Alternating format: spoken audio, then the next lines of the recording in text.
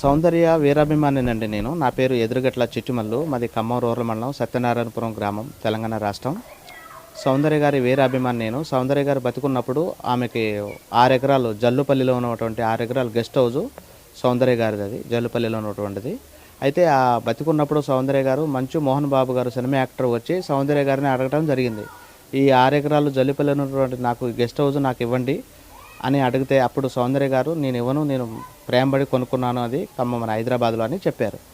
ఆ విషయంలో కక్ష పెంచుకున్న మంచు మోహన్ బాబు గారు ఎలాగైనా దాన్ని దక్కించుకోవడం కోసం జల్లిపల్లిలో ఉన్నటువంటి 6 ఎకరాలు గెస్ట్ హౌజు ఆ కక్షతోటి సినిమా యాక్టర్ సౌందర్య వారి తమ్ముడు అమర్నాథ్ మన బెంగళూరు నుంచి మన తెలంగాణ వస్తున్న క్రమంలో పార్టీ ప్రచారంలో ఆయన కక్షపూరితంగా ఇది ముమ్మాటికి ఆయన పని ఆయన హత్య చేయించి ఆ 6 ఎకరాలు జల్లిపల్లిలో ఉన్నటువంటి 6 ఎకరాలు ఆ గెస్ట్ హౌస్ కూడా ఇప్పుడు ఆయన అక్రమంగా అనుభవిస్తున్నాడని నేను ఖచ్చితంగా నాకు తెలుసు, ఇది నిజం, ఇది ఎస్.